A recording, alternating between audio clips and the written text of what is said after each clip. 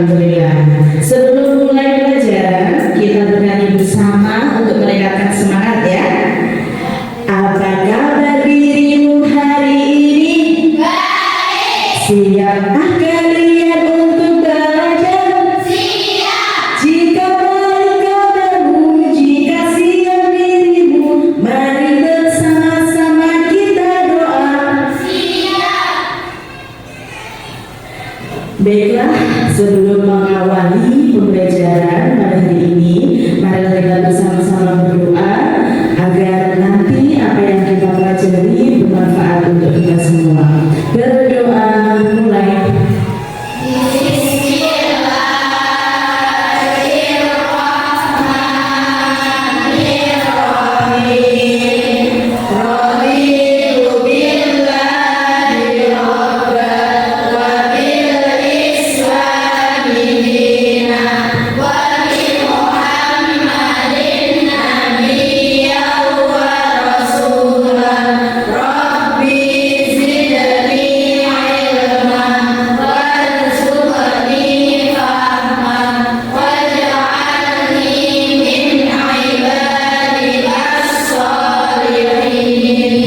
Amin amin ya rabbal alamin.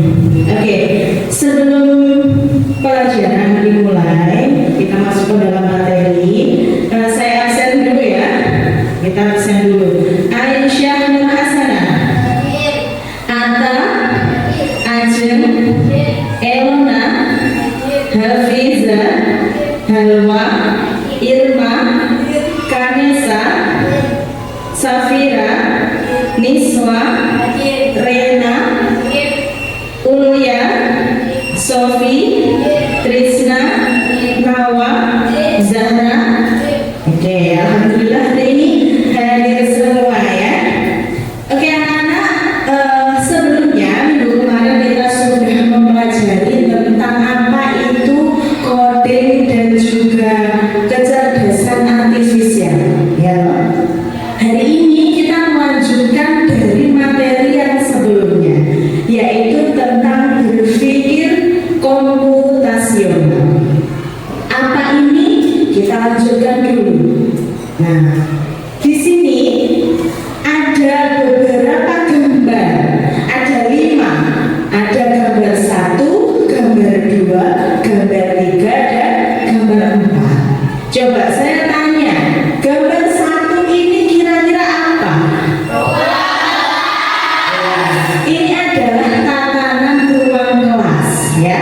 Gambar 2 ini pola-pola yang isinya ada bentuk bangunan ya. Ada apa ini? Persegi 4, segi 3, lingkaran dan sebagainya. Kemudian gambar 3 ini apa? Bungkus mie instan yang bagian belakang ya. Jadi ini adalah bungkus mie instan yang bagian belakang yang mana terdapat cara apa? Memasak mie instan dan juga penyajiannya ya. Gambar yang keempat ini adalah apa? Ini adalah struk pembelian. Kenapa gambar ini ditampilkan Bu? Ya loh. Menjadi pertanyaan. Gambar ini nanti akan kita pelajari pada bab berpikir komputasional. Bagaimana korelasinya? Nanti kita pelajari lebih dalam di belakang ya. Sebelum masuk ke materi, kita harus tahu. Jadi kalian harus tahu apa sih tujuan pembelajaran kita hari ini. Yang pertama adalah siswa mampu menjelaskan pengertian dasar berpikir komputasional. Jadi nanti kalian harus bisa menjelaskan apa itu berpikir komputasional. Kemudian yang kedua, siswa mampu mengidentifikasi 4 pilar dasar berpikir komputasional. Jadi berpikir komputasional itu nanti ada 4 pilar. Itu kalian juga harus bisa mengidentifikasi masing-masing pilarnya. Yang ketiga, setelah 2 ini kalian mampu, kalian harus mampu yang ketiga. Apa itu? Siswa mampu menganalisis penerapan 4 pilar ini Jadi bagaimana pembelajaran ini nanti diterapkan ke kehidupan sehari-hari, seperti itu. Oke. Nah, ini kita sudah masuk pada materi yang pertama. Sesuai dengan tujuan pembelajaran tadi, kalian siswa mampu menjelaskan apa itu berpikir komputasional. Apa itu berpikir komputasional? Coba, Rena, bisa dibaca dengan keras pengertian berpikir komputasional. Berpikir komputasional adalah tentang cara menemukan masalah yang ada di sekitar dengan mengamati lalu mengembangkan solusi pemecahan masalah. Dalam pengertian lain, dijelaskan bahwa berpikir komputasional adalah proses menyusun solusi dengan cara logis, sistematis, dan efisien. Dalam konsep ini dapat menyelesaikan masalah yang mungkin menjadi lebih sederhana. Iya, itu pengertian secara panjangnya, ya. Pengertian secara singkat untuk lebih mudah dipahami, berpikir komputasional ini adalah ini proses menyusun solusi dengan cara yang logis, sistematis, efisien, sehingga suatu masalah itu menjadi lebih mudah dipahami, atau sesuatu yang rumit, masalah yang rumit bisa menjadi lebih sederhana. Intinya itu berpikir komputasional. Kemudian kenapa kita berpikir komputasional?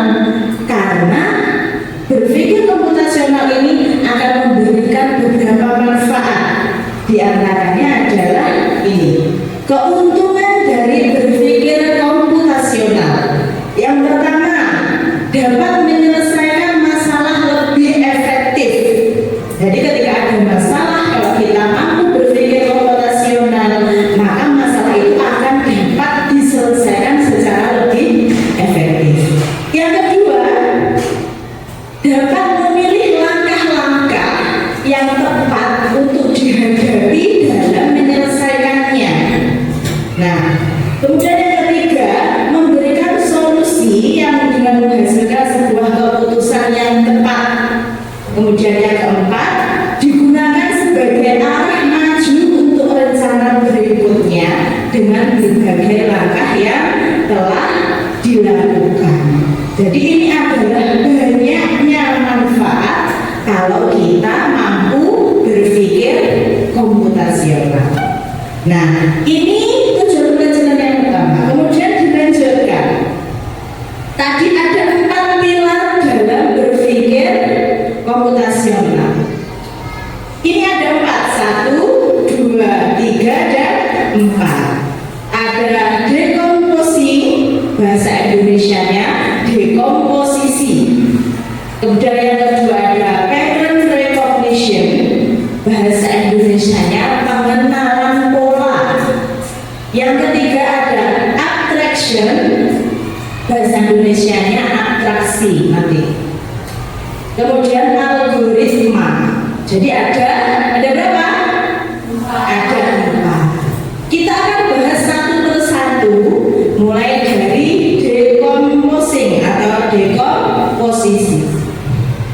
Nah, coba untuk dekomposisi atau pilar yang pertama dari berpikir komputasional. Nawa, coba dibaca pengertian dekomposisi.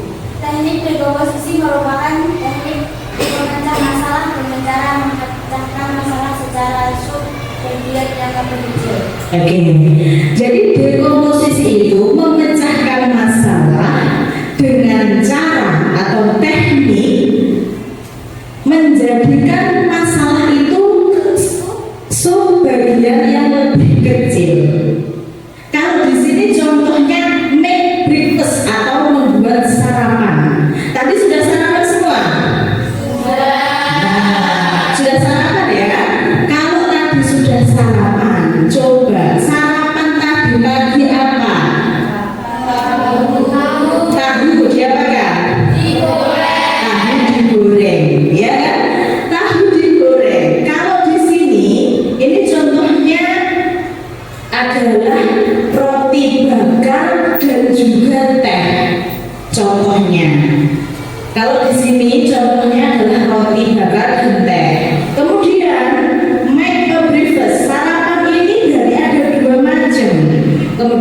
dipecah menjadi bagian yang lebih kecil, makanannya adalah roti bakar, minumannya adalah teh.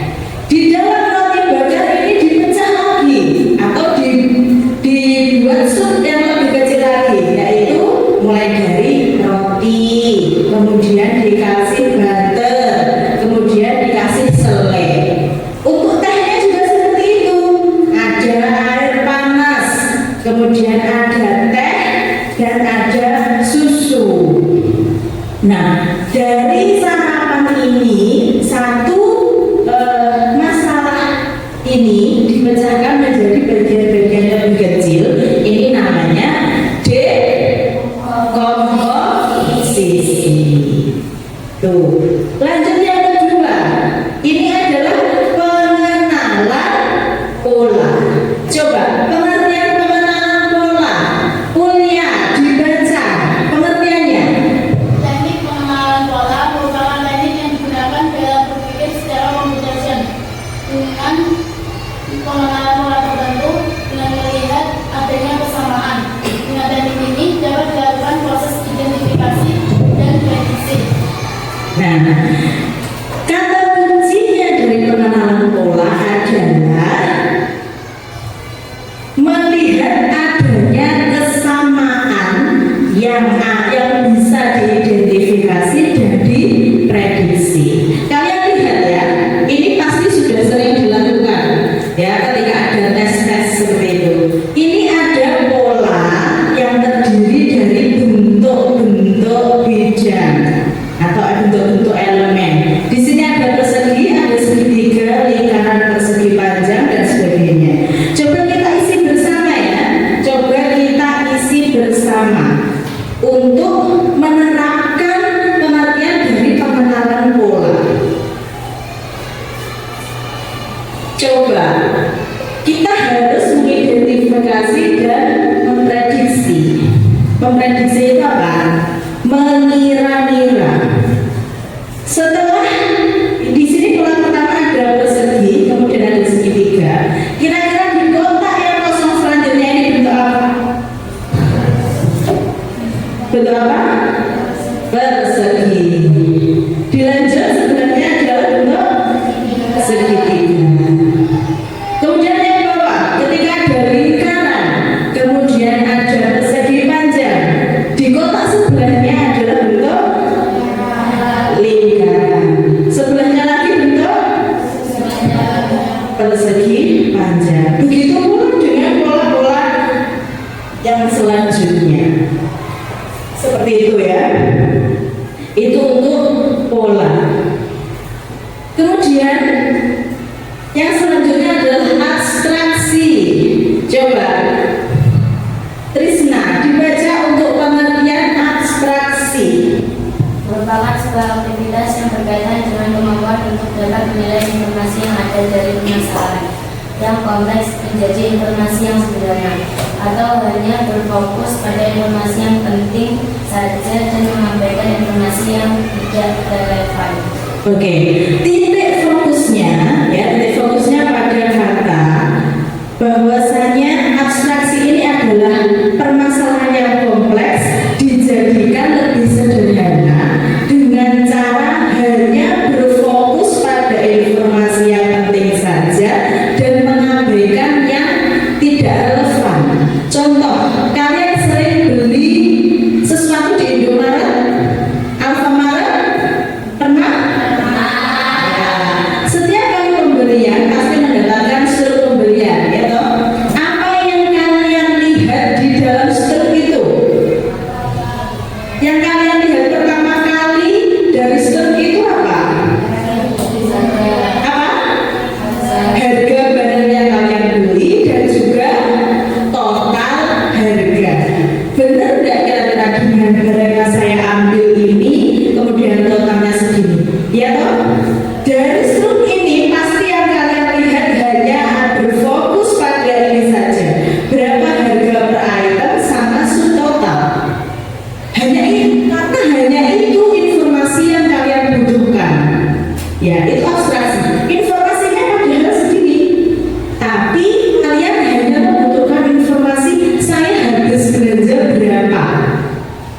Maret hari ini, ya toh? Jadi kalian hanya melihat dan berfokus pada informasi yang ini saja. Padahal di sini ada apa ini? Nama, Penginputnya. Kemudian di sini ada nama toko, ada alamat. Kemudian di sini ada ucapan thank you. Nah, semua data ini tidak kalian ambil. Yang kalian ambil dan perhatikan hanya informasi-informasi pentingnya saja. Dan yang ini tidak dipedulikan. Nah, itu namanya abstraksi. Itu ya. Contohnya itu di kehidupan sehari-hari. Yang selanjutnya ini adalah algoritma. Coba untuk algoritma, Elona dibaca pengertian dari algoritma. Kelihatan nggak? algoritma adalah tahapan yang dilakukan untuk menyelesaikan permasalahan yang ada secara jelas dengan lama-lama yang ada dengan menggunakan bahasa yang mudah dipahami dan masuk akal. Ya, inti dari algoritma ini adalah langkah-langkah. Pasti, lek langkah-langkahnya itu pasti masuknya di Algoritma. Nah, langkah-langkah ini pasti menggunakan bahasa yang mudah dipahami dan masuk akal. Kita contohkan di sini adalah informasi tentang ini apa ini? Bungkus apa ini? Mie instan. Bungkus mie instan di bagian belakang pasti ada langkah-langkah pembuatan mie instan. Langkah-langkah memasak mie instan. Mulai dari apa dulu? Merebus air mendidih, kemudian minyak dimasukkan, kemudian menyiapkan bumbu di piring, kemudian minyak sudah matang baru diaduk bersama dengan bumbu. Nah, itu adalah contoh dari penerapan algoritma. Itu ya. Jadi ada berapa tadi pilarnya? 4. Yang pertama dekomposisi. Kemudian yang kedua adalah pengenalan pola. Kemudian yang ketiga adalah abstraksi. Kemudian yang keempat ada algoritma. Oke. Selanjutnya kita coba menerapkan 4 pilar itu pada satu masalah. Seperti gambar ini adalah gambar ruang. Kira-kira masalahnya apa yang ada di dalam ruang kelas ini? Kelasnya berantakan, kelasnya tidak rapi, ya toh? Dibuktikan dari apa? Ada tas di bawah, kemudian bukunya berserakan, tidak sesuai dengan tempatnya, ya kan? Nah, di sini ada masalah penataan ruang yang tidak rapi. Kita berarti harus merapikan atau menyelesaikan masalah ini dengan menggunakan berpikir komputasional. Bagaimana penerapannya? Nah, ini adalah penerapannya. Mulai dari dekomposisi. Di dekomposisi ini kegiatan nyatanya apa? 1. Membersihkan meja dan lantai. Kan dari masalah yang itu tadi penataan, dari masalah besar, ruang kelas yang kotor atau tidak rapi harus kita rapikan.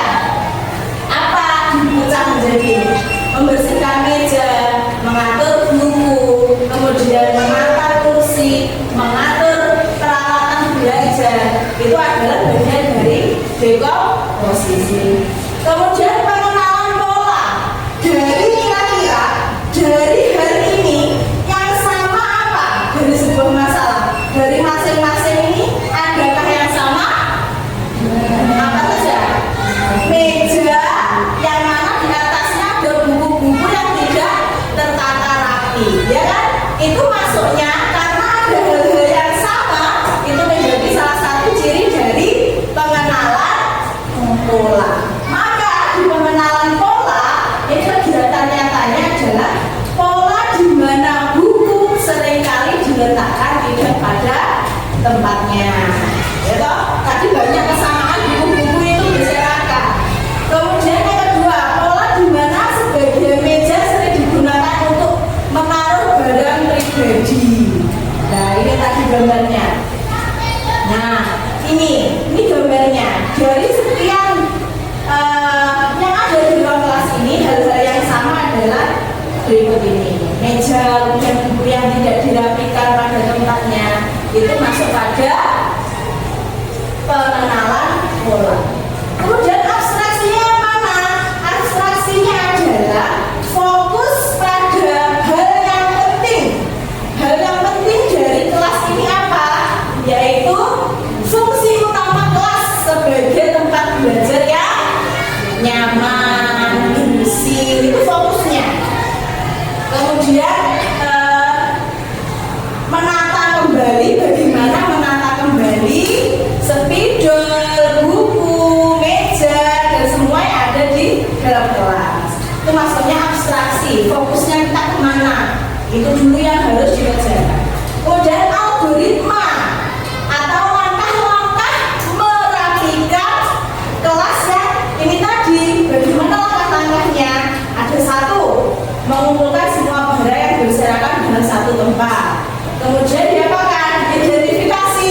Oh, buku itu tempatnya di mana? Di rak buku. Spidol tempatnya di mana? Di tempat spidol. Nah, itu harus diidentifikasi. Kemudian sapu, alat peraga tempatnya di mana? Setelah diidentifikasi, ditentukan urutan penataannya. Mungkin mulai dari meja. Mejanya itu harus lurus ke sampai berapa ke belakang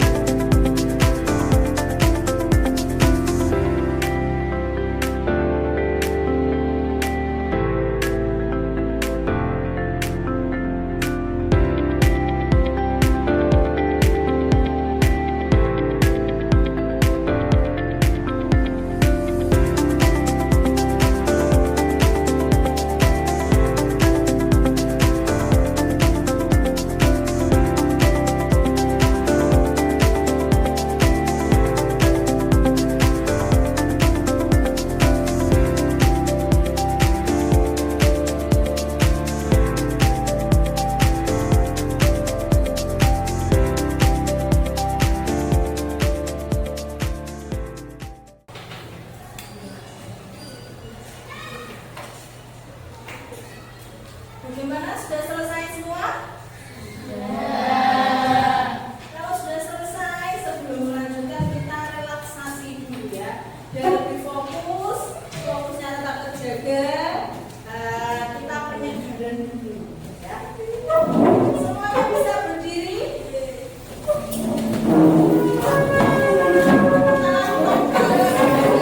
Ini nanti menentukan gerakannya ada di depan ya. Kita ikuti bersama-sama gerakan yang ada di depan ini.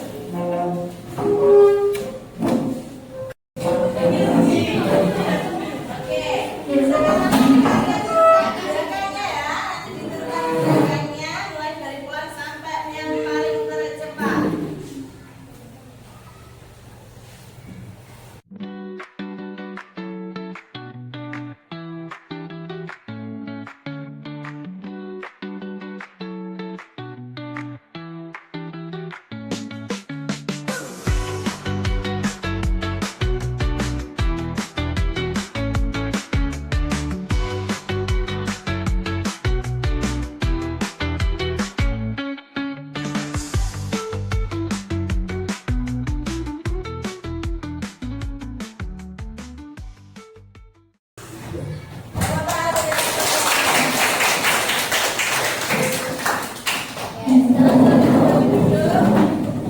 Insyaallah sudah fresh benar ya setelah pegangan. Selanjutnya ini adalah kita saatnya presentasi. Mempresentasikan hasil dari diskusi masing-masing kelompok. Ya, dimulai dari kelompok 1. Silakan kelompok 1 berpas di depan.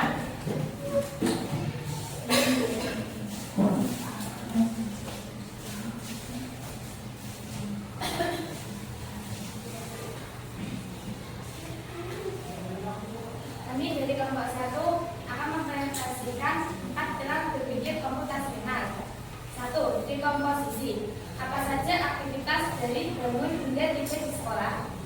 Bangun tidur jam 4:30 setelah subuh, mandi, tiket, sarapan, kemudian berangkat ke sekolah. 2. Pengenalan pola. Masalah apa yang sering berulang setiap hari yang membuat terlambat?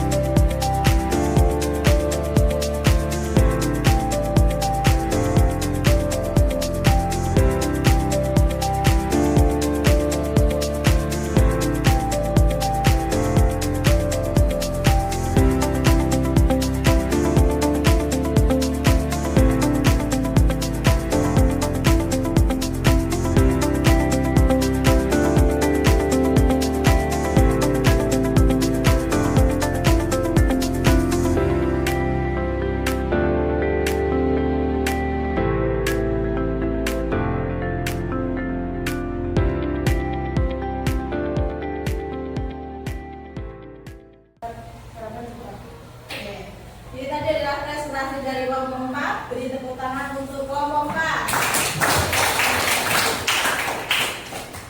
Ya, terima kasih. Itu tadi adalah hasil diskusi dari masing-masing kelompok dan sudah dipresentasikan. Kesimpulan dari ini tadi, dari materi yang sudah kita pelajari ini tadi adalah bahwasanya teknik dasar berpikir komputasional yaitu adalah cara atau teknik mengubah suatu masalah menjadi lebih mudah atau sederhana dengan menggunakan 4 teknik ini. Yang pertama adalah komposisi, yang kedua adalah pengenalan pola, yang ketiga abstraksi, dan yang keempat adalah algoritma. Oke, setelah ini tadi kalian sudah mempelajari materi tentang 4 pilar dan juga pengertian dari berpikir komputasional. Silahkan kalian refleksi apa yang sudah kalian pelajari hari ini. Silahkan ditulis di buku masing-masing. Yang pertama adalah apa yang sudah kalian pelajari hari ini. Tuh, coba yang pertama dulu. Apa yang sudah kalian pelajari hari ini? Dari materi tadi, kemudian presentasi teman-teman kalian, silahkan.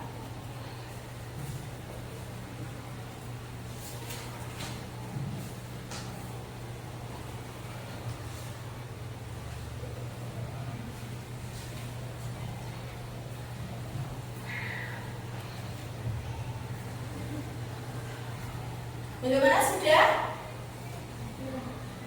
Kalau sudah lanjut ke yang nomor 2, apakah pembelajaran hari ini menyenangkan? Silakan dituliskan. Bagaimana pembelajaran hari ini? Apakah menyenangkan dan berkesan? Silakan ditulis.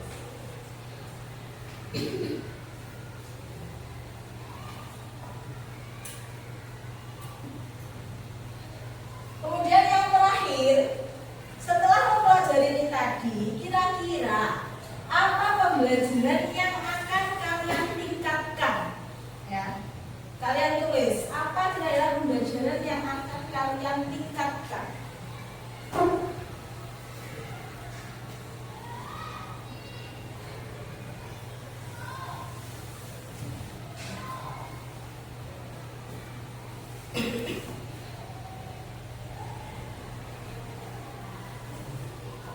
Bagaimana? Cukup? Sudah selesai? Oke. Ini adalah selanjutnya adalah kesimpulan paling akhir dari pembelajaran tadi.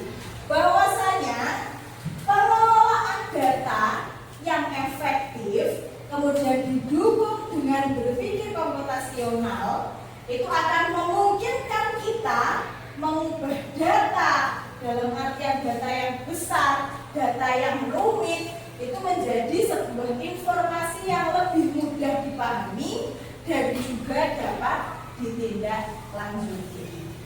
Oke, ini adalah kesimpulan yang terakhir dari pembelajaran kita hari ini. Terima kasih untuk pertemuan hari ini.